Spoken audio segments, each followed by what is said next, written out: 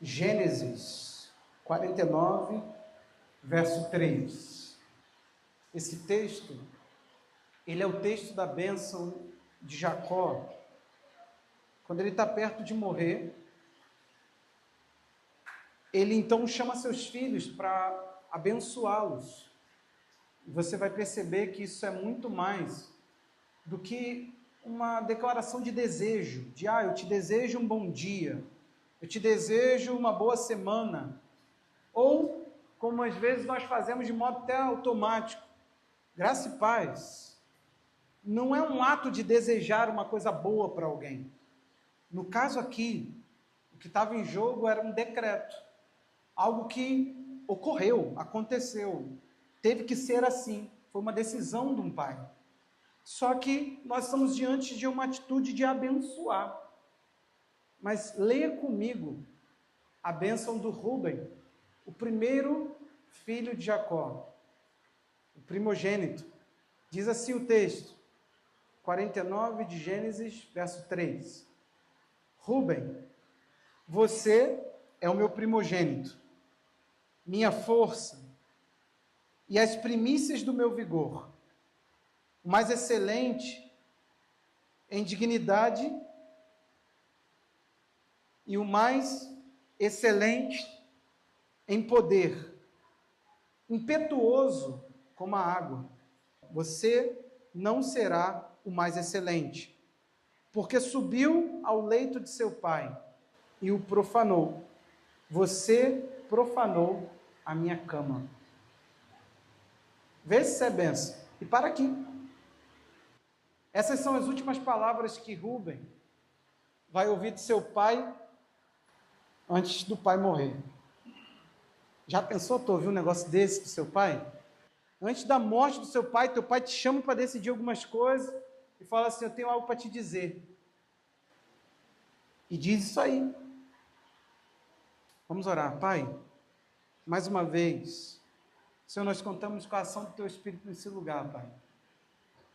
Proclama, Senhor, a tua verdade. Espírito Santo, age nesse lugar, Senhor, trazendo entendimento, Pai, que nos aprofunde numa devoção sincera ao Senhor. Nós queremos, ó Pai, agir de modo digno da vocação em Cristo. Nós queremos, Senhor, andar, ó Pai, com todo o temor diante de Ti, desenvolvendo a nossa salvação. Nos ajuda, Senhor, a isso. Nós contamos contigo, nós precisamos de Ti, nós nos expomos à Tua palavra, precisando, Deus, que o Senhor haja nesse lugar.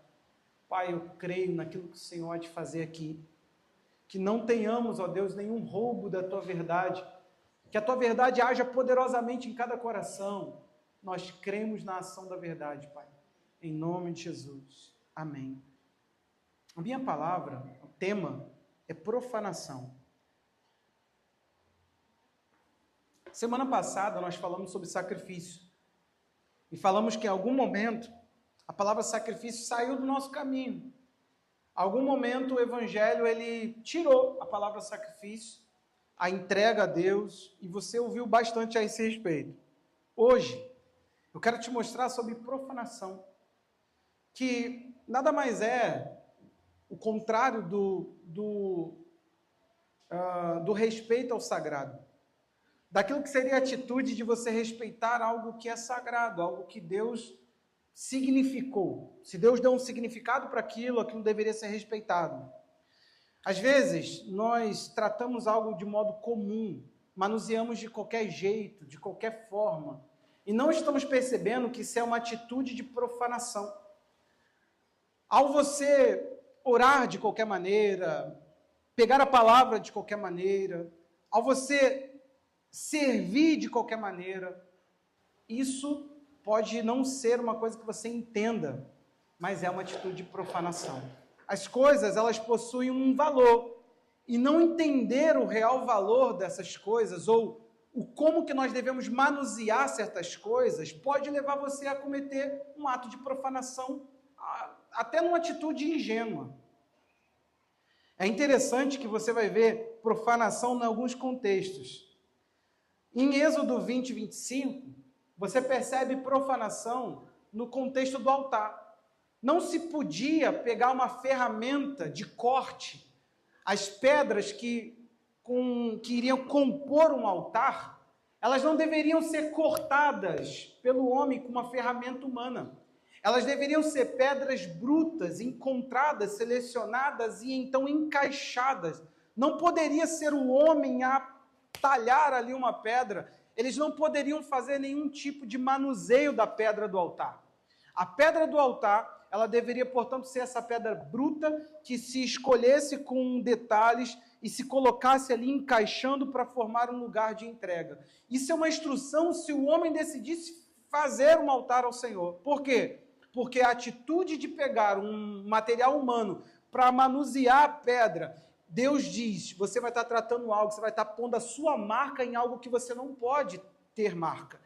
É ali que eu me encontro com a vítima, que é assim que se é chamada o sacrifício, é ali que eu me encontro com aquela entrega, você não pode estar ali.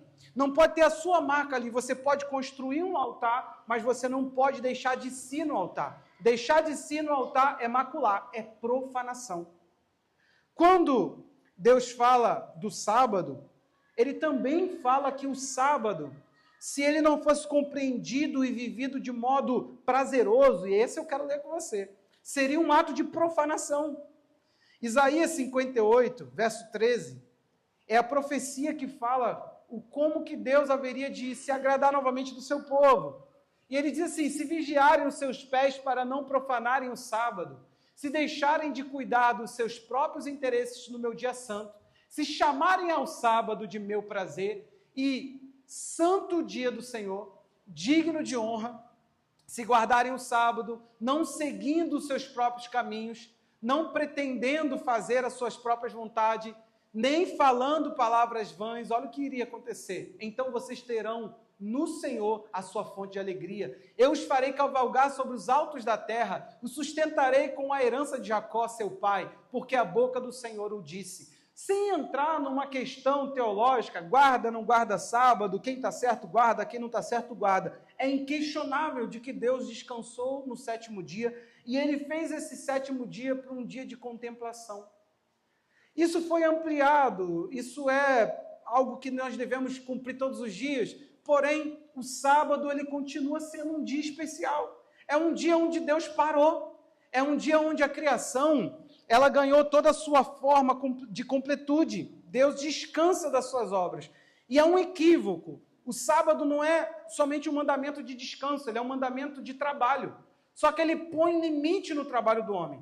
Ele mostra que o próprio Criador, ele teve o seu limite na fabricação, na produção. Nós hoje somos pessoas que queremos fabricar de forma louca. E depois queremos estar bem, queremos estar equilibrados, queremos estar com a nossa vida em dia, mas não queremos parar de fabricar. Jesus falou, o homem não foi feito para o sábado foi feito para o homem.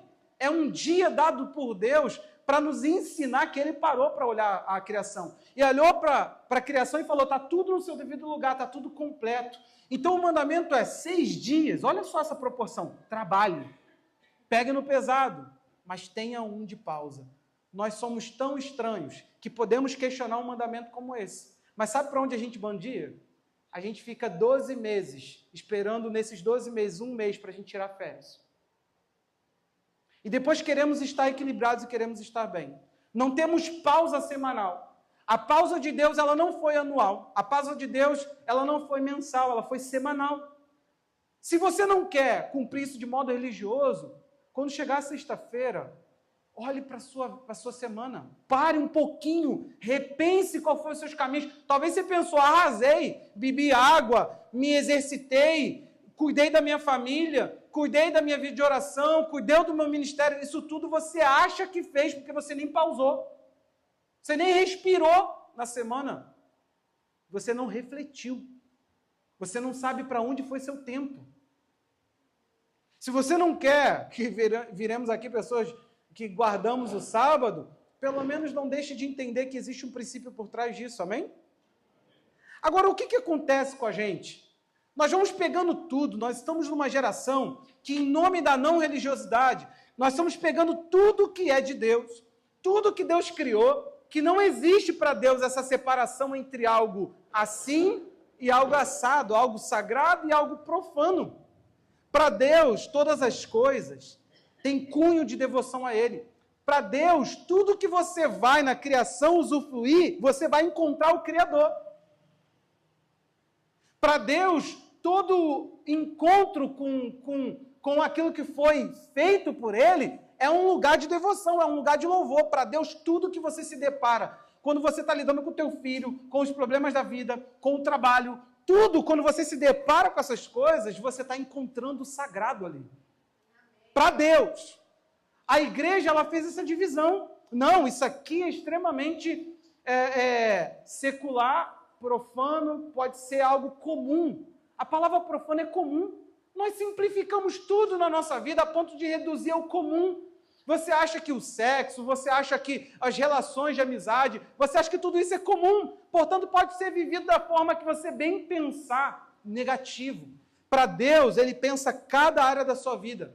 Sabe o que é interessante? O nosso Deus, você pode, em nome desse ensino de religiosidade, estar abolindo um monte de coisa e reduzindo elas ao comum. Mas sabe o que o nosso Cristo fez? Quando Ele veio aqui, Ele olha para o templo que já não tinha mais a arca. Você já se perguntou o que aconteceu com o templo no tempo de Jesus? A gente não esqueceu o Rubem, não, nós vamos entrar nele agora. Mas você já se perguntou? Não tinha arca. A arca não volta. O exílio da Babilônia, naquele contexto onde Jeremias, Isaías e outros profetas profetizaram, tudo foi levado para a Babilônia. A arca, até hoje não se sabe o que aconteceu. Ciro, quando ele decreta a libertação do povo, você vê isso em Esdras, você vê isso em Neemias, ele libera com tudo e a arca não volta. Você já se perguntou, esse templo que a glória da segunda casa não é campanha não, querido, não é um texto para campanha não, era que a glória da segunda casa, a segunda construção, agora nós vamos viver a etapa do terceiro templo. Já te falo quem senta lá, né? É aquele que para nós é o contrário do Cristo, é o anti. Mas nesse segundo templo não existiu glória, porque não tinha arca. Deus não encheu essa casa. Essa casa ficou vazia. Historiadores dizem que no Santo dos Santos, no lugar mais santo daquela cabana, ou melhor, perdão, cabana não mais, templo, tinha pedra. No lugar da arca era uma pedra, um lugar que se depositava simbolicamente os sacrifícios do altar. O sangue da expiação uma vez ao ano era depositado sobre uma pedra, não tinha mais arca. Quando Jesus morre e o véu se rasga de cima a baixo, foi o primeiro momento onde aquele lugar é exposto em anos. A luz entrou ali, e a luz daquele lugar, que era a glória de Deus, já não brilhava mais. Não tinha nada ali. Aquele ato de ver aquela cortina se rasgando é expondo o vazio daquela adoração. Eu estou te colocando tudo isso, lembra? Tremeu, arrebentou o chão. Você pensa assim, tá vendo? Jesus quebrou com tudo. Tá. Mas quando ele esteve lá nesse templo, ele derrubou a cadeira dos cambistas que vendiam, ele derrubou a mesa de quem trocava dinheiro, e ele disse assim, a minha casa será chamada casa de oração. Ele tinha tudo para falar, essa casa de ladrões não é mais a minha casa. Mas ele falou assim, não, a minha casa é casa de oração, vocês transformaram ela em covil de ladrão. Ele está falando, vocês se escondem aqui, seus ladrões, mas ele chama de minha casa. Eu acho interessante que ele poderia simplesmente falar, não, isso aqui não tem mais glória, isso aqui não é mais meu. Não, ele vai até o que é dele e fala, vocês podem mudar a forma de ver, vocês podem reduzir isso ao comum, a ponto de criar nisso um comércio, mas continua sendo a minha casa de oração, continua sendo o meu lugar, continua sendo para mim isso, ainda que vocês não me deem isso, isso é meu. Você entende, querido? As estruturas que você talvez está reduzindo por essa sua visão de não religiosidade, você pode, na verdade, estar perdendo, é algo que Deus criou ali como santo, como sagrado. Eu vou te mostrar que profanar, você vai acabar despencando de um lugar onde Deus queria te colocar. Reduzir uma coisa que Deus posicionou como algo comum é se perder. A igreja de Atos, que ficou 300 anos sem templo, diz Atos 3:1 que João e Pedro estavam indo ao templo, na terceira hora de oração. Eles tinham um horário para ir ao templo orar. Você vai a Atos 5:42, diz que todos os dias a igreja se reunia no templo e nas casas. Em Jerusalém, a igreja ia ao templo, aí eu te falo. A igreja não mais respeitava o sacrifício. O que se fazia ali, André? Negava Jesus. A cada entrega de um animal substituía o ato da cruz. Mas eles estavam lá dizendo, nós vamos pregar. Se você olhar, eles pregavam no templo dizendo, isso aqui é do Deus a quem nós servimos. Isso aqui é uma casa que tem um outro olhar por Deus. Deus prometeu que quando Ele fechasse os céus e a gente orasse aqui nessa casa de oração, Ele ouviria dos céus. A nossa essência cristã foi tentar resgatar as coisas, não ignorá-las ou substituí-las. Querido, preste atenção. É possível que o seu coração, ele começou a profanar as coisas. É possível que o seu coração tenha começado a manusear coisas de um modo comum. Então vamos lá. Talvez os seus olhos já perderam esse vislumbre de valor. Você olha para as coisas sagradas e você não vê mais o sagrado. Você olha para um culto e você não consegue mais ver o sagrado. Você olha para as coisas de Deus e você não consegue mais respeitar o valor que elas possuem. Você consegue manusear tudo na base do reduzir ao comum. Vamos simplificar tudo, vamos jogar tudo no comum. É apenas um louvor, é apenas mais um sermão, é apenas mais um culto, está tudo bem, eu falto o culto com uma leveza total. A gente vai reduzindo tudo, querido, tudo. Quando nós vamos ver, o nosso coração já mudou. Preste atenção, por que falamos de Rúben? Ele é o primogênito. Eu quero te mostrar como que esse homem, porque profanou, porque fez um ato de profanação, foi um ato de profanação, para que ele fosse alguém que provou de uma coisa, assim, rigorosíssima, e também ele despencou de um lugar altíssimo. Eu quero te mostrar isso. Em primeiro lugar, o que a gente observa aqui nesse homem, ele tem uma corrupção da sua identidade. Acompanha comigo isso. Rúben, simplesmente, ele é chamado de força, vigor, excelência do poder. Ele é alguém que, por conta de ter vivido um ato impulsivo, que, aliás, faz jus à identidade dele, o pai dele fala assim, você é impulsivo igual a água. A água, meu irmão, ela não vê limite, ela entra. Lembra? A gente já falou muito aqui das torrentes do Negueb, né? Não tem água, de repente a geleira lá em cima descongela e sai levando tudo. Você já ouviu, obviamente, a cachoeira. Enfim, a água ela é inconsequente, ela derruba, ela quebra. É isso que ele está falando, você é impulsivo como uma água. Mas sabe o que é interessante? Que esse homem, ele nasceu para ser o líder, o próximo. Jesus não era para ter sido chamado o leão da tribo de Judá. Deveria ter sido o leão de Rúben. Você entende isso? Hoje você não ia cantar leão de Judá. Não ia, não. Rúben. Depois você vai entender que ele é um melhorado, porque ele pegou José, falou, não vão matar, não.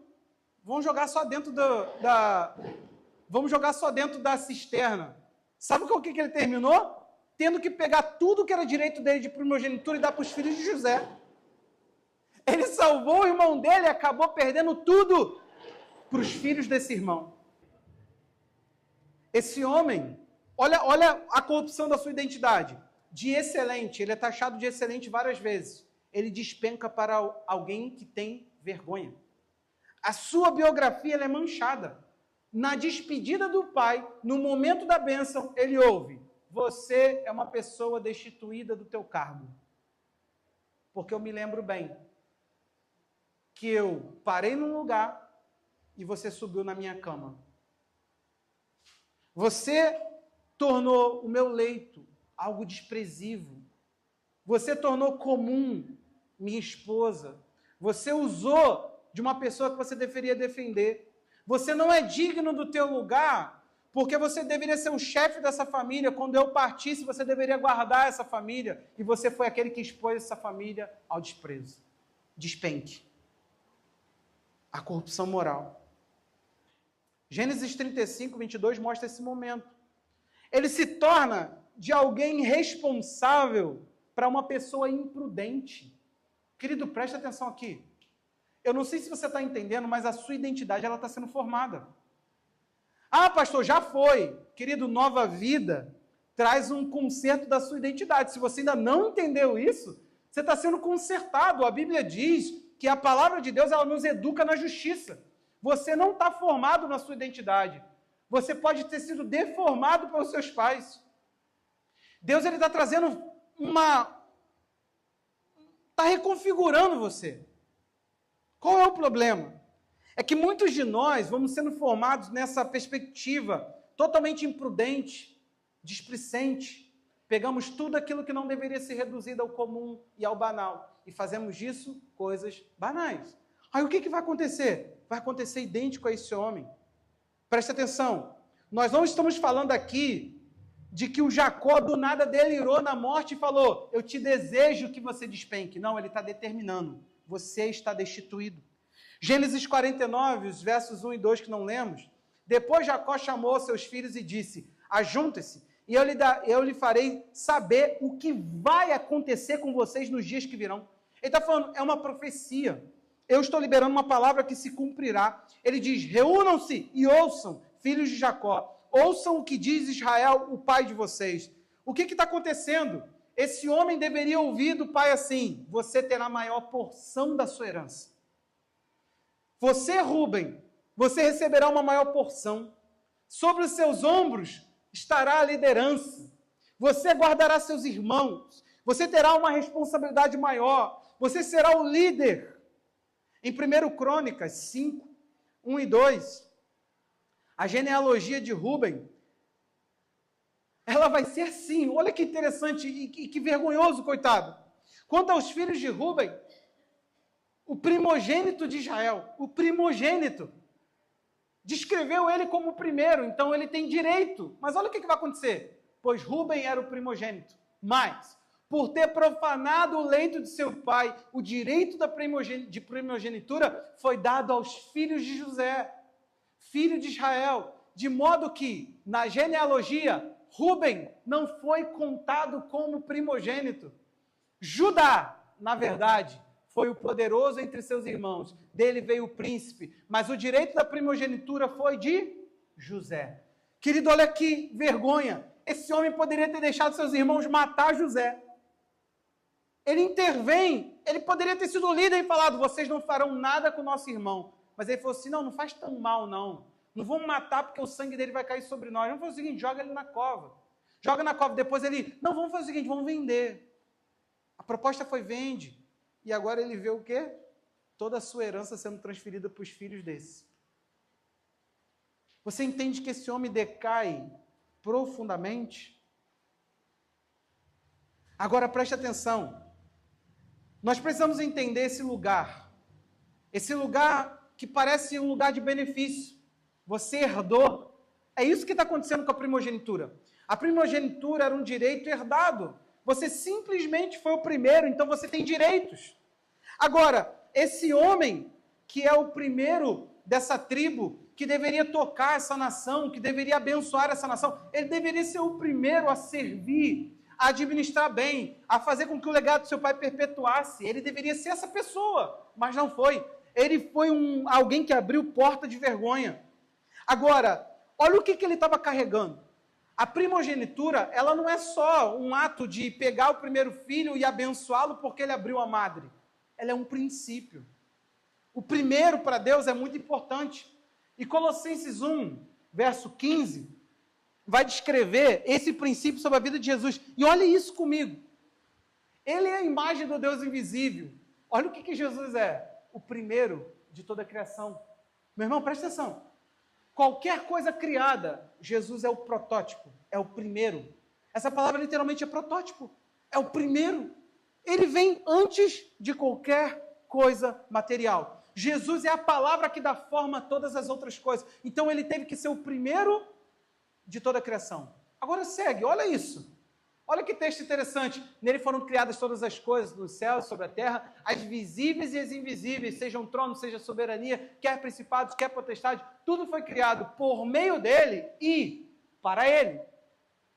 Já que ele é o primeiro, tudo é dele. Vai. Ele é antes de todas as coisas. E nele tudo subsiste. Ele é a cabeça do corpo, que é a igreja.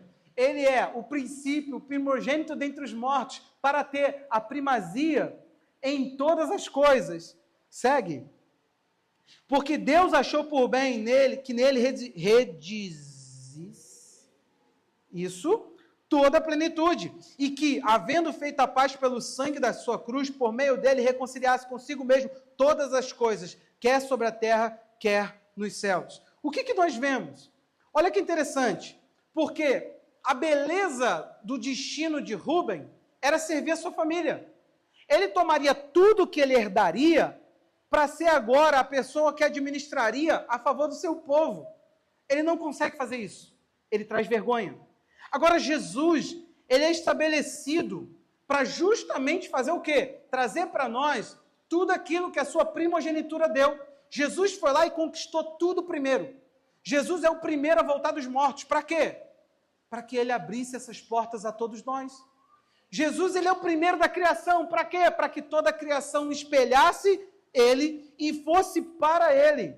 Então preste atenção, meu amado. Quando você é colocado numa posição por Deus, quando Deus ele te coloca em algum lugar de favorecimento, quando você começa talvez a provar uma intimidade a mais com Deus, um dom espiritual, um serviço, você não está ali por você.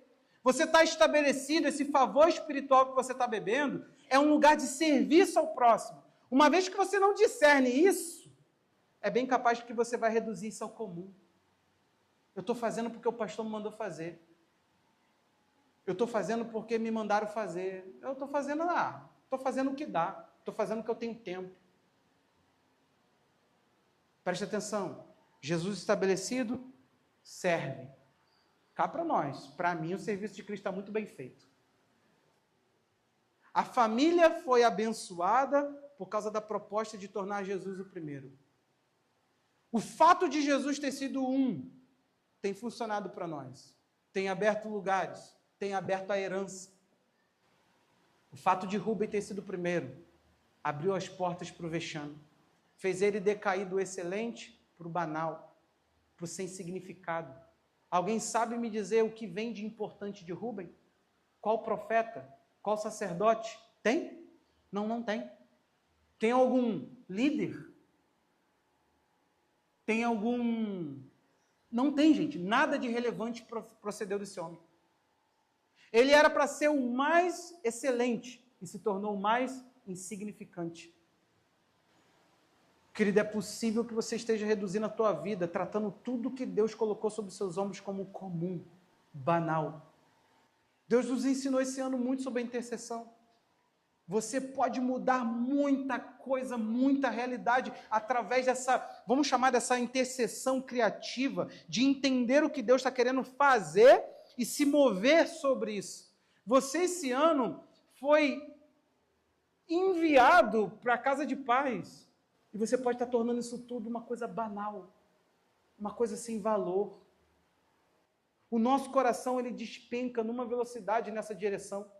A gente fica tentando reduzir tudo no comum. A gente fica tentando se colocar no direito de reclamar da música, da palavra, de reclamar da postura de não sei quem, de não sei quem, de não sei quê. Como se fôssemos clientes, a gente despenca para um nível de profanação muito fácil.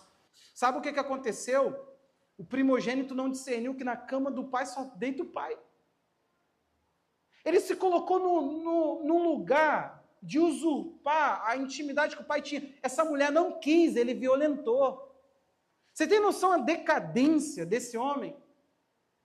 Por um momento de descontrole, por um momento que ele quer, porque quer. Sabe o que a gente vê nisso? A gente vê a beleza com que cada um de nós nascemos. Porque Rúben tinha uma proposta. Sabe, mas o fato dele querer usufruir momento de prazer fez ele perder totalmente o destino para o qual ele nasceu. Talvez, quantos aqui saberiam que Rúben deveria ter sido o líder? Quem sabia disso aqui? Levanta a mão. Só para você ter noção. Você nem sabia que ele deveria ter sido o líder. Você canta Leão de Judá por anos e anos e anos, sem se perguntar. Judá, se não me falha a memória, acho que é o quarto. Você tem noção que um homem pode decair? Agora nós vemos esse princípio da beleza com o destino que nós nascemos para exercer. Sabe por quê? Podemos ter esse destino. A Bíblia diz que Deus tem pensamentos maravilhosos, numerosos, sobre cada um de nós. Isso não é para alguns de nós, isso é para todos nós. Deus, ele pensa, e ele pensa muito, ele registra, e ele planeja. A Bíblia diz que Deus não faz nada sem tomar conselho da sua própria vontade. Então Deus, ele tem uma maneira de se consultar, para você entender de modo didático. É óbvio que Deus não precisa disso. Só que a Bíblia diz que ele sonda, ele compara, ele vê se você está onde deveria. E às vezes há tantos desencontros entre o que você deveria estar sendo e o que você está querendo ser. Querido, a começar do pecado, você pode estar como Rubens, sendo tão levado para um lugar de insignificância, ainda que você se sinta muito poderoso sobre a terra.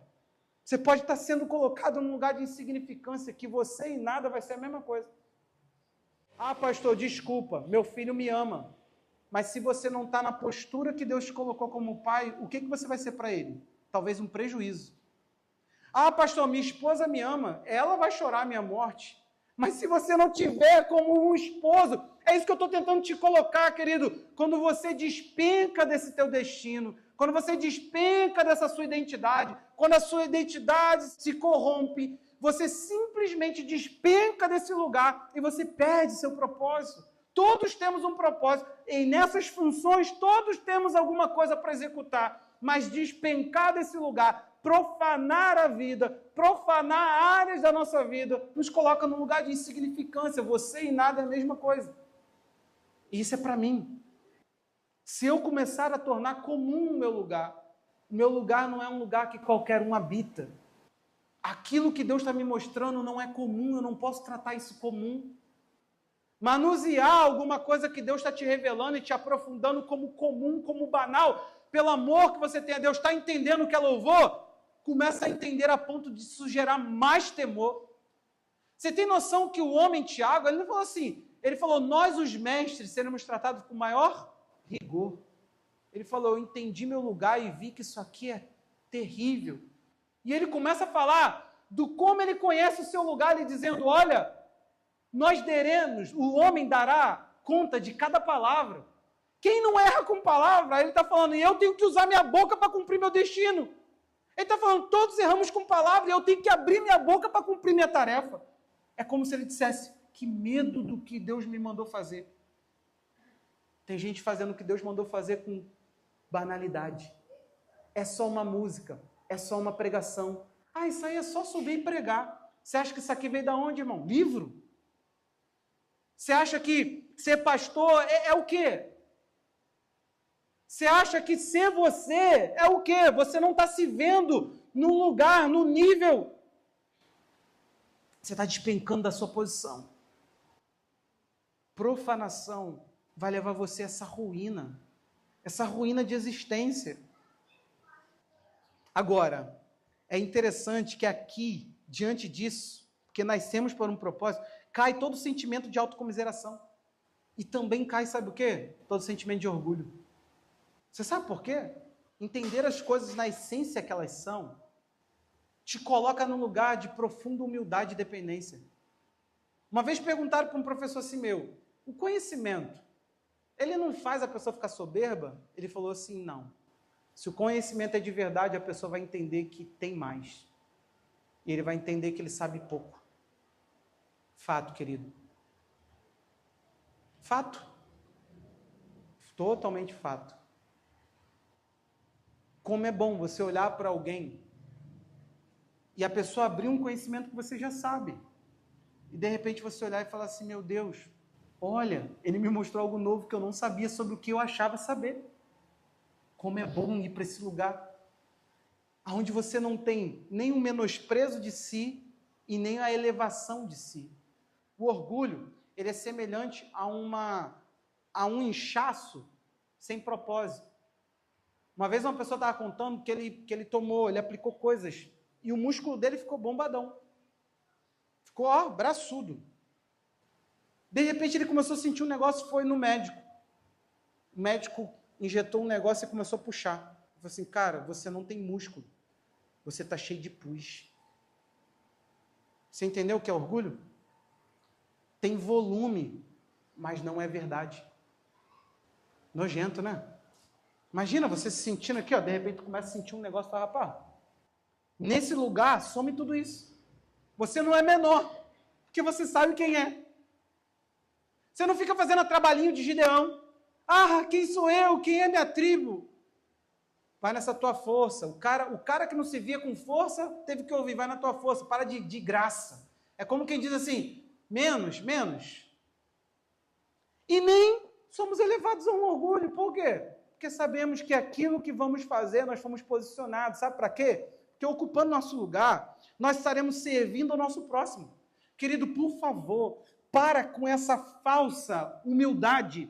Assuma a tua posição, assuma teu lugar. Se você é um primogênito, se você é alguém diferenciado, se você sabe que Deus está te dando graça para executar um negócio que é extraordinário, pelo amor que você tem a Deus, sai dessa cortina de falsa humildade, de falar, não, eu só quero ficar aqui, sabe? Eu só sou mais uma pessoa, eu tenho a humildade assim, eu não quero fazer nada, eu não quero ocupar cargo. Na vida, na igreja, eu só sou mais um servo. Meu irmão, isso é autocomiseração, isso é falsidade, isso é mentir, isso é tornar comum algo que Deus não tornou comum. Você tem alguma coisa excepcional chamada dom. Todos temos. Tem algo excepcional sobre a tua vida.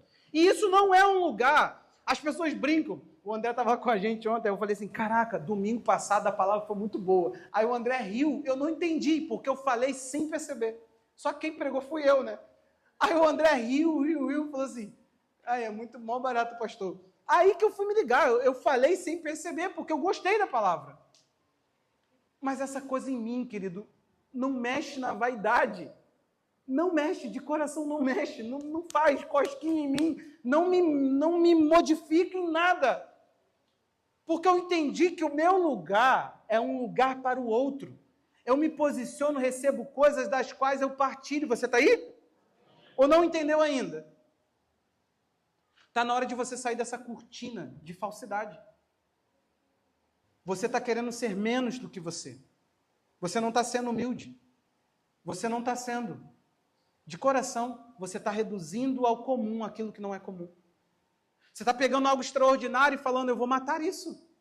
Para mim, querido, de coração, você tem que começar a olhar para áreas da sua vida e falar assim, cara, outra pessoa pode até executar. Mas na minha vida, eu entendo que eu faço isso muito bem. Porque como nós, vai ter outras pessoas fazendo coisas muito semelhantes. Sim ou não? Sim ou não? Não tem muitos que pregam, muitos que cantam? Não tem muitos que fazem o que você faz? Muitos. O que não pode? Não pode você estar reduzindo aquilo que está sobre a sua vida como comum. Isso é o que torna isso banal, simples. Eu tenho uma reclamação, eu vou entregar o Rafael. Você já viu o Rafael desenhando? Quem já viu o desenho do Rafael? Levanta a mão aí, pessoal, conhecer. Você acredita que o Rafael tem a audácia de falar que qualquer um faz aquilo? Aí, ô Desirê, é uma revolta que eu tenho, cara. Toda vez que eu vejo um desenho, eu estou seguindo um artista cristão, cara, eu fico muito revoltado com o Rafael. Eu fico assim. Cara, o cara está fazendo um negócio agora muito lindo.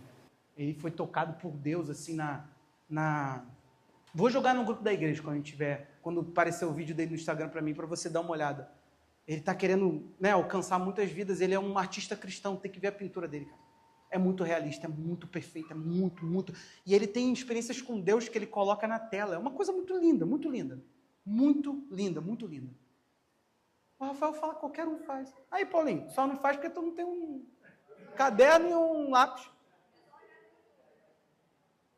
Ah, não é, ele ensinou, gente, é só olhar no YouTube. Rafael, não é qualquer um que faz, Rafael. Quem é que desenha igual a Rafael? Levanta a mão. Além de mim. Micael.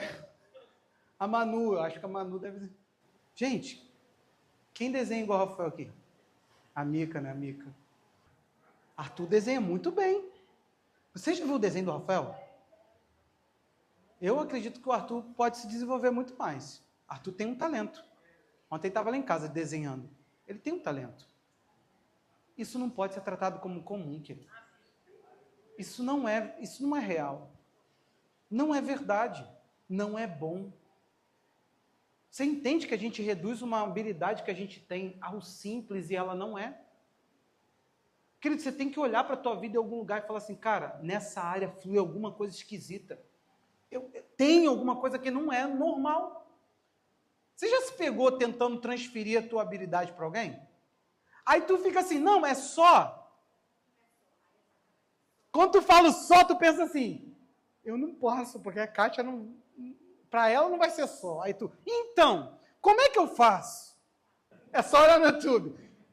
Minha sogra virou para mim e falou assim, Jefferson, como é que você prega assim, vários domingos, né? Porque agora eu vou pregar, na época que ela assumiu a igreja. Agora eu vou pregar sempre, então, como é que você prega? Aí eu falei assim, então, caraca, eu vou ter que falar. Aí eu falei, agora vai ficar ridículo. Eu sento, gente, literalmente, eu não estou melhorando não. Foi para ela, e eu fico quieto. E fico lá. Ela virou para mim e falou assim, Jefferson, eu fui para a sala. Sentei. Não deu certo não. Ela falou assim, não deu certo, eu fiquei inquieta, Deus não falou. Eu falei, caraca, por que não funciona? É só 2 para cá, gira, aperta o botão, fatality. Eu percebi que não é assim. Campeonato Brasileiro, vai lá na ponta, tum! Aí o negócio fazia gol. Isso aí é da velhice, do fliperama. Quem sabe do que eu estou falando? Aí fazia assim, ó, girava assim, a bola entrava no gol. Cara, que feio. A gente fazia gol por macete. Tem gente que já aprendeu seu lugar no mundo assim, maceteou. Querido, você tem que ter um toque de extraordinário. Isso não é papo de coach. Você tem que ter um toque de extraordinário, senão você não está vendo graça, não tem graça sobre você, você é comum. Aí é sim, é por isso que você não está dando vazão a ser mais usado por Deus, a executar com mais excelência, a falar, Deus, eu quero ir para um nível mais profundo no que eu faço. Eu descobri uma habilidade, querido, vai por mim aqui, olha para mim. A lista de dons da Bíblia não pode, vai parecer uma heresia, por favor, mas constrói isso bem aqui comigo. A lista de dons da Bíblia não pode te parar como você achasse que aquilo ali são atividades nomeadas e que aquilo ali não é criativo. Deixa eu te explicar isso de forma bem simples. Nós temos Efésios 4 como 5 atividades: apóstolos, evangelistas, profetas, mestres e pastores. Nós temos Romanos 12, a partir do 3, ali tem umas atividades que a gente nem sabe: socorro, governo, atividade de liderança, está ali. Agora, vamos lá, ninguém disse como é que essas atividades se dão. Dom de misericórdia, a gente não sabe. Dom de generosidade, na igreja atual, falar de grana, de compartilhar, está lá, querido. São atividades que estão na Bíblia. Como isso se dará, é aí que está. Nós não criamos sobre esses lugares. Nós ficamos engessados como generosidade. Aí tu já pensa o quê? Oferta. Oferta na igreja, não é não, pastor? Porque tem gente que tem chamado a se partilhar. E essas pessoas, particularmente para mim, elas se tornam um canal. Parece que a água não deixa de fluir. Por quê? Porque se ela for uma pessoa que tem que dar sem ter um lugar que recebe, é meio incompatível. Eu não posso sair por aí oferecendo para você carro. Eu não tenho. Eu não posso começar a distribuir carro. Eu não tenho como suprir isso. Percebeu como é que a gente não entende? Agora, o que é um dom de generosidade, então? A gente não cria, a gente não estuda. Dom de ensino, tu pensa que é a escola bíblica dominical. Ah, era tão lindo. Vou te contar como é que era lá no templo em Jerusalém. Era assim, depois que Jesus tirou as mesas, começaram a usar esses lugares para ser a classe bíblica. Era assim, os novos convertidos... Não, gente, não tinha sala. O mestre cristão não tinha uma sala, não tinha uma lousa branca, não tinha data show, projetor, não tinha nada disso. Eu te falo, como é que esses dons executavam? Pelo amor de Deus, gente, cria. Você tem que ser criativo ao servir a Deus. Aí você vai para 1 Coríntios. Ele fala que Deus tem operações. Cara, Deus pode fazer coisas extraordinárias, porque essas operações são operações. O que é operação? É operação. É uma coisa que opera, que acontece.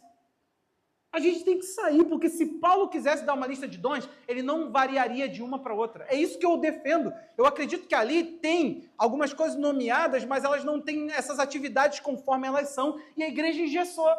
Ah, governo, presbitério da igreja. Ah, se fosse assim tão simples. Presidir, aí tem governo e presidir. Ah, é só liderança. O dia que você encontrar o seu lugar, querido, pode ter certeza, tem gente querendo se beneficiar daquilo que você tem. Esse homem, é interessante que Rubem, ele deveria ter o zelo pela casa que ele iria herdar. Seria isso, ele é o próximo. Você entendeu que ninguém questionou? Andressa, ninguém ficou na fila falando assim, quem é você? Jacó, quem é você? Não, todo mundo foi ouvindo aqui, ó. Próximo, Simeão, Levi. Próximo, Judá. Todo mundo ouvindo a bênção e saindo assim, ó. E todo mundo ficou com aquilo que foi dito. Você sabe qual é a bênção de Moisés sobre a tribo de Rúben? Vocês não vão morrer, não. Gente, a bênção de Moisés para Rúben foi, quando Moisés foi morrer, falou, vou chamar. Aí Rúben pensou, né, os rubenitas. Agora é a nossa vez. Moshe vai melhorar para nós. Manda aqui, ó. Ele fala, vocês não vão morrer, não. Caraca, toda vez que a gente entra nessa fila só tem coisa insignificante. É isso que você se tornou. Você entendeu, querido? Só passou a existir. Ele despencou de protagonista para existente. Agora, Jesus como herdeiro de Deus é interessante, sabe por quê? Ele tinha zelo pelas coisas do Pai. Jesus não tocava nas coisas do Pai, Jesus não deturpava as coisas do Pai. Você conhece 2 momentos onde Jesus ele vai ao templo santificá-lo? 2 momentos. Existe um no início e existe um no fim da história de Jesus aqui na Terra. João, capítulo 2,16, é o momento onde Jesus está no começo do seu ministério, e olha o que ele vai fazer. Mesma coisa, disse aos que vendiam as pombas, tirem essas coisas daqui. Não faço da casa do meu Pai uma casa de negócio. Olha agora. Os seus discípulos se lembraram que está escrito, o zelo da tua casa me consumirá. Os discípulos olham a atitude de Jesus e falam assim, cara, o zelo da casa está consumindo ele. Você entende que o Rubem não teve zelo nenhum. Ele poderia ter trazido uma gravidez não desejada, uma vergonha, uma criança que levaria um nome de vergonha, que traria mais maldição para um povo já totalmente comprometido. Já tinha vergonha demais por aqui, querido. Nessa altura, o povo já tinha envergonhado muito o seu Deus. Aí agora, mais vergonha. E é interessante que quando se olha para Jesus, não, se vê o fruto dele é zelo por Deus. Que Deus ele tome seu coração para que você também se torne essa pessoa. Que quando a gente olhar a sua vida, fala assim, isso é zelo por Deus. Isso é zelo por Deus. Romanos 8, 16 e 17. Esse texto está num contexto muito interessante. Porque está falando do propósito de Deus de redenção para todas as coisas. Deus ele não está só pegando igreja, querido, criando igreja, não. Deus ele está reconciliando consigo o mundo, diz o texto bíblico. Aí olha o que Romanos 16 nos diz. O próprio Espírito confirma ao nosso Espírito que somos filhos de Deus. Agora, e se somos filhos de Deus, somos também herdeiros. Herdeiros de Deus e co-herdeiros com Cristo. Cristo garantiu. Cristo foi tão fiel a Deus que não perdeu a sua própria herança. E tem noção de que Ele te colocou para dentro da herança e ainda fez você participar da herança que é dele? Cara, Cristo nos deu porção dobrada. Isso era coisa de primogênito, você entende? Ou não entendeu ainda? Isso é coisa de primogênito, nós temos direito a 2 vezes na herança, olha isso aqui. E se com ele sofremos, para que também com ele sejamos glorificados. Agora, pula lá para o verso 28. Sabemos que todas as coisas cooperam para o bem daqueles que amam a Deus, daqueles que são chamados segundo o seu propósito. Qual é o propósito aqui? O propósito é esse aí, ó. Pois aqueles que Deus de antemão ele também ele também predestinou para serem conforme a imagem de seu filho, a fim de que ele seja o primogênito. Ele é o primeiro, entre muitos irmãos. Ó, aos que predestinou, esse também chamou, aos que chamou, esse também justificou, aos que justificou, a esse também glorificou. É interessante de que Nós fomos chamados agora a Deus, e nós estamos tomando posse da nossa herança e da herança que é do Senhor Jesus. Ele está transferindo para nós. A primogenitura ela podia ser transferida. Esaú e Jacó. Quem é o primeiro? Esaú. Deus falou, eu odeio Esaú. Por quê? Profano. Você lembra do porquê que ele fez? Ele pegou e falou assim, que me vale direito de primogenitura, estou nem aí. Gênesis 25. Eu quero é comer, cara, eu vou morrer de fome. Ele primeiro jura. Ele falou, eu juro. Cara, ele tratou tão banal que na hora do pai abençoar, ele falou, cadê? Cadê a bênção? O pai falou, já abençoei o outro. Ele falou, não sobrou nada para mim? Ele pede alguma coisa. Ele falou, sobrou. Você vai ser liderado pelo teu irmão. Mas ele tinha vendido. No dia da fome é sempre por um prazer banal. Você percebeu? Querido, por prazeres banais você está despencando de um lugar. A profanação está colocando o nosso coração a tornar comum a nossa vida. Nós estamos despencando para o insignificante. Olha o que está acontecendo aqui. Mais uma vez, Esaú vira e simplesmente não quer nada daquilo. Ele não está dando nem aí para nada. Ele está falando, eu não quero saber. Eu não quero saber daquilo que Deus ele pôs na primogenitura. Eu estou com fome. Ele falou, me dá desse guisado. Eu estou com fome. O texto de Hebreus 12, verso 16. Olha isso aqui, meu irmão. Hebreus 12, 16. Cuidem, para que não haja nenhum impuro ou profano. Olha que legal agora. Como foi Esaú, o qual, por um prato de comida. Só para você entender quando a gente reduz algo à insignificância. O Livres para Adorar, ele fez um trabalho no Piauí, e lá nesse trabalho, ele perguntou à mãe assim, você trocou sua filha pelo quê? Ela falou assim, por comida. Ele falou, mas e se a gente quisesse lá pegar essa criança de volta? Sabe o que ela virou e falou? Eu não conheço o casal, eles simplesmente estiveram aqui, me deram e trocaram ela. Eu troquei ela por comida. Aí a mãe cai em desespero, isso tem na internet. Era só do DVD, mas agora que a gente não tem mais DVD, está lá na internet. Ela trocou uma criança por um prato de comida. Acho que agora você chega no sentimento. O Esaú, por um prato de comida, vendeu seu direito de primogenitura. Sabe o que ele fez depois? Depois que ele banalizou, olha o que ele faz agora. E o texto está mandando para a gente cuidar para não ser como ele. Vocês também que, posteriormente,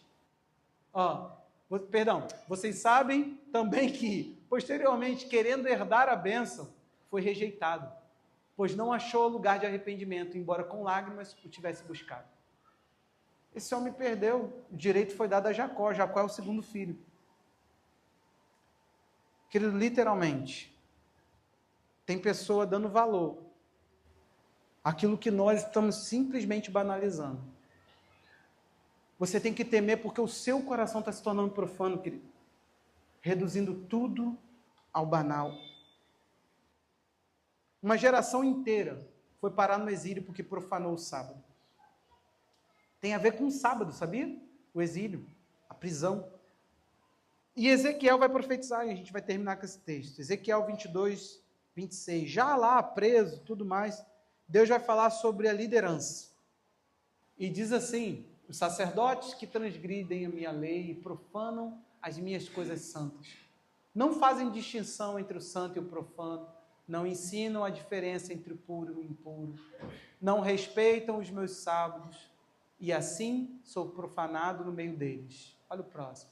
Seus líderes no meio dela são como lobos que arrebatam a presa para derramarem o sangue, para destruírem as vidas e ganharem lucros desonestos.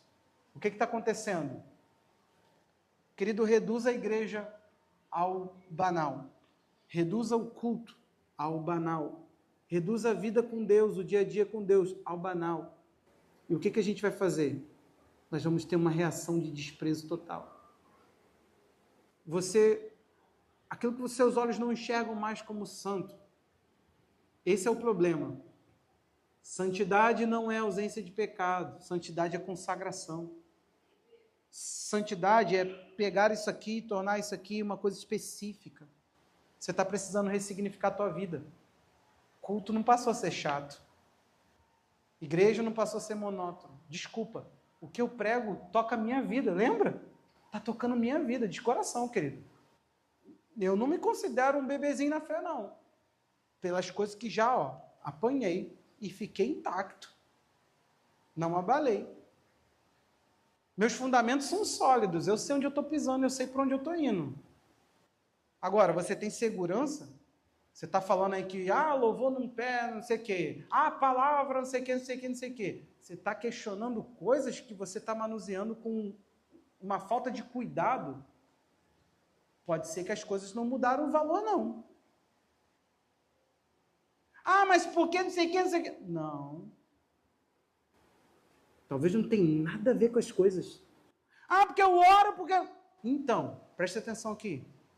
Se você despenca da tua identidade, daquilo que você é em Deus, daquilo que Deus chamou para entender, você despenca também do desfrute. Você acha que Deus vai te deixar desfrutando do poder da oração, tendo tratado a oração como comum? Deus vê quando você jejua como você jejua. Você não acha que Deus vê? Deus vê a sua postura. Deus vê a sua postura na convocação da igreja. Deus vê a sua postura em relação ao culto. Deus enxerga tudo isso. Aí você quer chegar aqui, você quer queimar no poder do Espírito? Você quer ver curas e milagres? E você não manuseia isso aqui com cuidado. Você não pensa, meu Deus, será que Deus quer me usar aqui nessa hora? Eu vou ficar sensível. Deus me falou muito profundamente essa semana sobre sensibilidade. Muito, muito, muito, muito. Eu passei um bom tempo chorando por causa disso. Hein? Fala aí para mim. Não adianta, querido. Estava conversando com uma pessoa que infelizmente tinha hanseníase. Eu falei assim, cara, mas é assim mesmo, toca. Eu falei assim, pastor, se botar no fogo, queima e não sente nada. Você entendeu o que é insensibilidade? Fogo pode arder, a carne pode abrir buraco e não tem vida ali. Querido, aquilo que te toca talvez não está, o problema não está no instrumento. Está na sua recepção, que já foi para o buraco. Você já normatizou aquilo que vem, não adianta. Pode vir qualquer um, pode vir quem for, pode gritar o quanto for, pode dizer que está em nome do Senhor, que está tendo um êxtase, pode fazer o que for, pode ser quem for, no nível que for. Você não é profundo, não é porque a pessoa que faz, que te conduz por esse caminho de trabalho cristão, ela não está te conduzindo profundo, não. É que você despencou de um lugar onde não devia. Você está profanando, está simplificando, está profanando as coisas de Deus. Você não consegue observar o quanto que aquilo é poderoso, o quanto que aquilo é sagrado, o quanto que aquilo é profundo. Eu não sei se você sabe, nós cremos numa coisa há anos. Isso aqui é coisas, lá da garagem. Quando a verdade é revelada, a graça é liberada. O que significa? A cada pregação você ganha vida para executá-la. A cada pregação, ela não vem só, meu irmão, não tem a ver só com ficar enchendo a tua cabeça, não. Saber você sabe. O problema é, você está onde você sabe? Você foi para lá? Você pode ser um cardiologista fumante.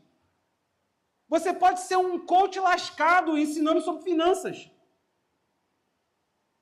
Você entende isso? Que você pode ser da área de finanças, da palestra de como enriquecer, sendo totalmente conturbado e endividado. Você pode ser nutricionista com colesterol alto por comer errado. Você só não pode ser crente. Você só não pode ser de Deus. Você só não pode pertencer à experiência com o Espírito Santo. Entendeu tudo? Ou quer que eu continue? Não dá para falar que é de Deus, não dá para falar que está em Deus, não dá para trazer essa experiência de forma viva e falar assim, olha o que isso tem feito comigo. Não dá para ficar falando da Bíblia. Você despencou um santo para o profano. Você está profanando os caminhos do Senhor. Você está dizendo conhecer os caminhos sem que eles te mudem, sem que eles te alterem. Não adianta a verdade, não adianta explicar uma verdade muito bem detalhada, não adianta abrir a Bíblia e ficar falando de blá, blá, blá, de teoria. Eu não estou nem aí para teorias, querido. O quanto que você sabe não encanta nem Deus e nem a gente. Essa igreja aqui não é encantada, querido. Essa igreja aqui, ela tem maturidade para não ser encantada por discurso fácil. Outro dia eu estava conversando com uma pessoa que é líder de uma igreja e falei assim, sabe qual é o meu problema com vocês? Que vocês são igreja séria, mas vocês se encantam com discurso ruim.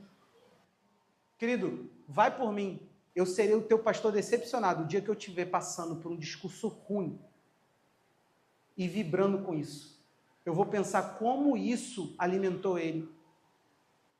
Você está entendendo? Uma vez eu fui para um congresso com a nossa igreja. Eu conto isso com tristeza. Eu estava lá sentado. O cara falou uma heresia. E ele falou assim, se você crê e concorda com esse põe de pé. Eu vi irmãos nossos pulando. Gente que não dizia amém no culto. Aquele dia eu fiquei muito mal. Aí eu até brinquei depois daquilo. Foi assim, engraçado, onde vocês estavam lá pulando. Aqui você dá um amém com o ovo na boca. Amém. Eu comecei a descobrir que o problema não está no predetor, não está na voz de quem fala. Está no coração de quem recebe. Você está ouvindo uma coisa aqui, com qualidade daqui. Só para terminar agora, eu quero entregar a Yane. Tadinha da Yane. A Yane era mais nova. O Anselmo me conta que ele gostava muito de salmão. Eita, nós temos mais em comum. O Anselmo me convida para comer um salmão na casa dele. Aí o Anselmo está assim, poxa, não sei o que, gosto muito, né? A Kátia botou aquele salmão. Faz tempo, gente, faz tempo, ó. Primeiro amor. Kátia botou lá aquele salmão gostoso pra gente. Cara, a Yane era adolescente. Aí a Yane senta e fala assim, eu não sei o que vocês veem de graça nesse peixe. Na época, a gente pescava muito olho de cão. Aí o Anselmo brincou assim, falou assim, não, na próxima a gente vai dar olho de cão para ela, já que salmão tem o mesmo gosto. Com todo respeito. Na época ela era muito nova. Acho que hoje a Yane já sabe que o salmão é melhor do que o olho de cão.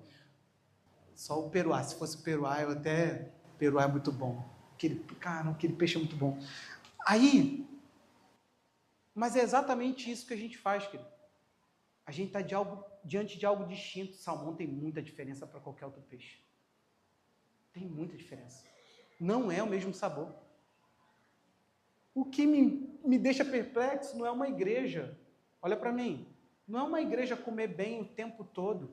É quando ela senta para comer porcaria, ela não virar e falar assim, está estragado. Esse gosto aqui eu identifico.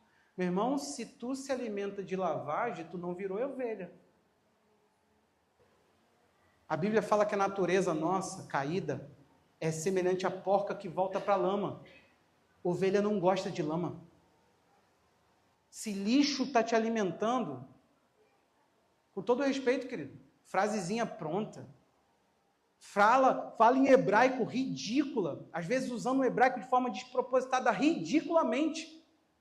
Fazendo exegese que o texto não tem nem essa proposta. Defesas que o texto não defende. E tu lá. Eu pensei de hebraico também. Frase de Luiz Saião, um dos caras que trabalhou até em traduções bíblicas. As traduções bíblicas em português dão muito conta de revelar o que o texto está dizendo. São pessoas muito especialistas. Querido, etimologia é estudo complementar. Não caia nessa banalização. Estão pegando palavras, meu irmão. Dunamis, poder, é igual a dinamite. O Senhor vai explodir tudo nessa noite. Não vai, porque na época não tinha dinamite. Pegaram uma palavra, é isso que faz, ó. Trouxeram para o nosso tempo, venderam para você como algo profundo, e você pegou lavagem e comeu como se fosse filé mignon. Eclesia, chamados para fora, a igreja dos chamados para fora, 300 anos sem tempo, eles foram para fora de onde? Me revela. Ah, mas o senhor falou que todos os dias no templo. Até Atos 8. Depois foi disperso pelo mundo inteiro. Ninguém tinha templo. Todo mundo se reunia em casa. Você acha mesmo que a igreja está falando? A gente tem que parar de ficar se reunindo aqui na cozinha. Vamos para o quintal. Nós somos a eclésia. Chamados para fora. Por isso que é muito fácil ficar dentro das quatro paredes. Quero ver ser crente lá fora. Aí o cara vem e prega e você fica assim. É isso, é? Querido, o que me decepciona é você não saber discernir o sabor e falar assim, lixo, lixo. A palavra eclésia é convocar para ouvir, é ajuntamento. É falar, ouçam, terá uma proclamação, vamos todos para um lugar porque precisamos ouvir algo que vai ser proclamado. Eclesia, uma assembleia, pessoas que foram convocadas a um lugar para ouvir algo. Por isso que Jesus era um termo tão simples que Jesus falou assim, minha eu construirei minha eclesia, meu ajuntamento. Tem dono, tem alguém sobre o qual todo mundo se reúne, não é qualquer uma. E você está aí se alimentando, querido. Você já ouviu alguém falar, nossa igreja tem uma visão para fora, porque nós fomos chamados para fora. Você já ouviu isso? E já até, evangelismo, isso aí, pastor. O problema não é você dar esse show, querido. O problema é que o cara que está te vendendo isso, ele também sabe que ele está fazendo um maior rodeio para pregar o que ele não sabe. O problema é que a gente está formando um chiqueiro e gostando dele, falando, olha que cheiro... Não dá para conviver? Dá para conviver, isso está uma delícia, nunca comi. Você está igual o filho pródigo.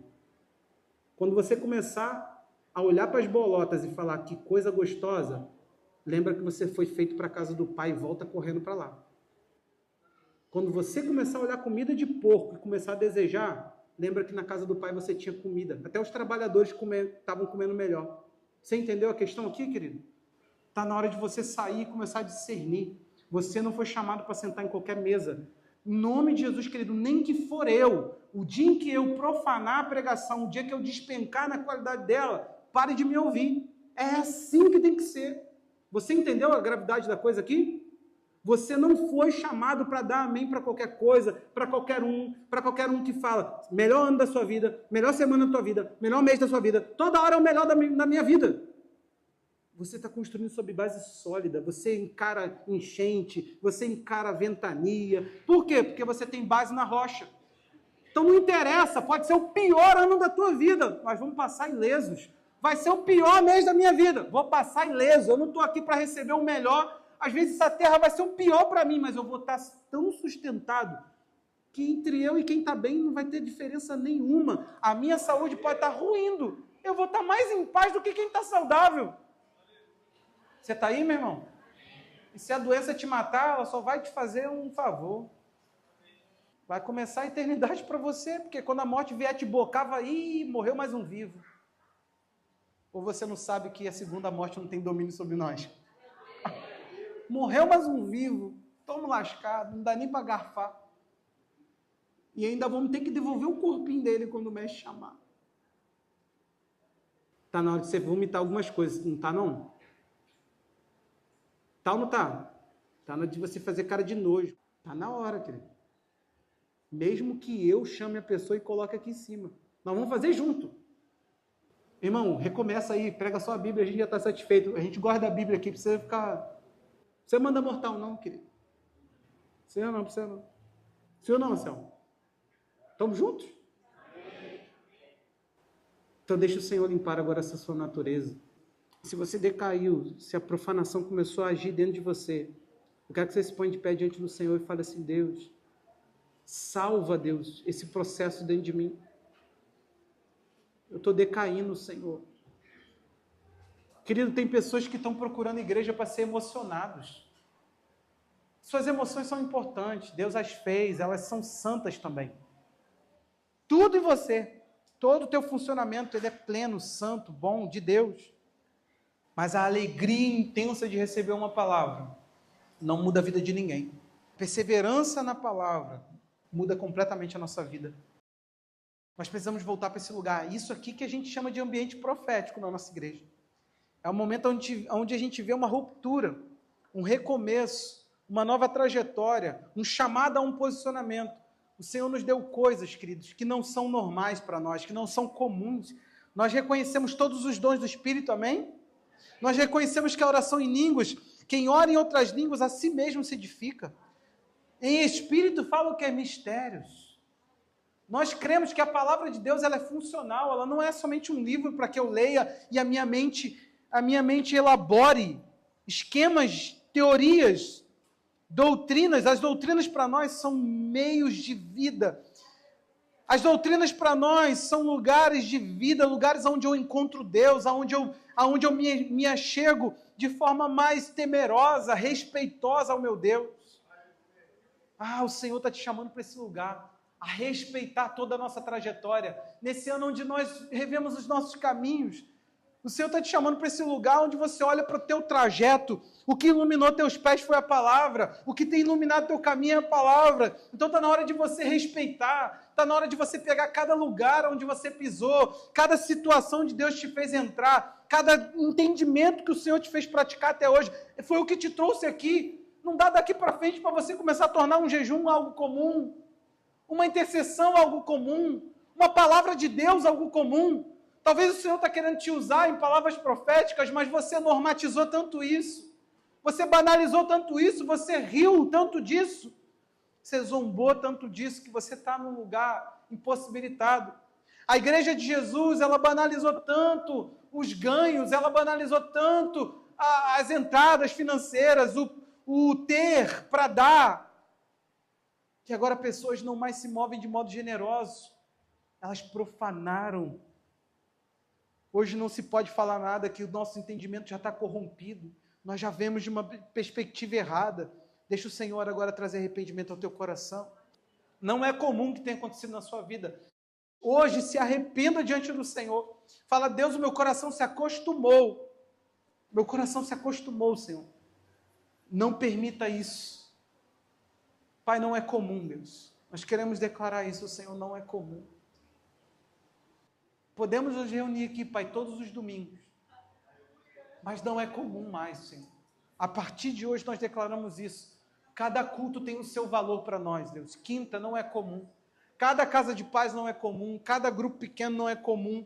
Cada reunião de discipulado, cada cada um a um, cada momento, Deus, são momentos únicos. São momentos únicos.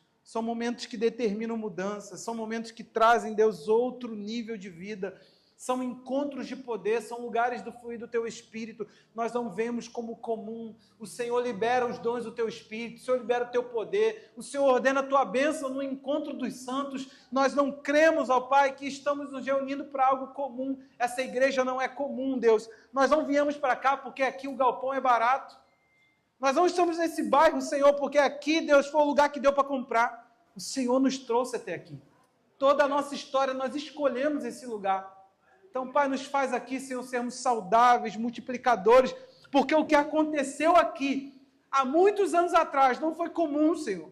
Não foi comum, Deus. A forma como o Senhor alcançou vidas, o que nós vimos o Senhor fazendo, os milagres que aqui vimos o Senhor operar, não foi comum.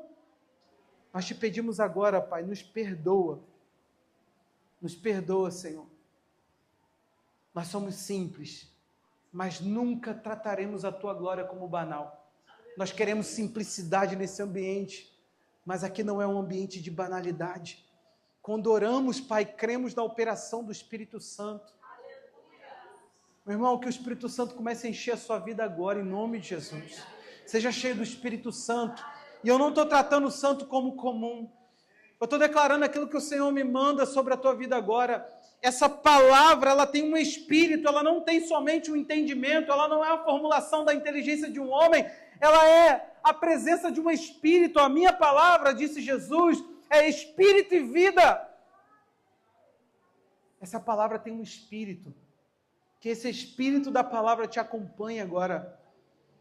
Que essa verdade, o Espírito da verdade agora entre em você, arrancando toda profundeza de profanação, todo ato profano, todo sentimento profano, todo pensamento profano, que o Senhor organize o teu ser para a honra, que o Senhor organize o teu ser para o respeito, que o Senhor organize o teu ser para a obediência, que o Senhor organize o teu ser para a santificação. Que assim seja, Senhor. Nós não fomos chamados à imundície, Senhor. Nós não fomos chamados à impureza. Nós fomos chamados à santificação. Opera santificando, nos separa-nos, Pai. E nós cremos na distinção do Senhor sobre nós, em nome de Jesus. Amém.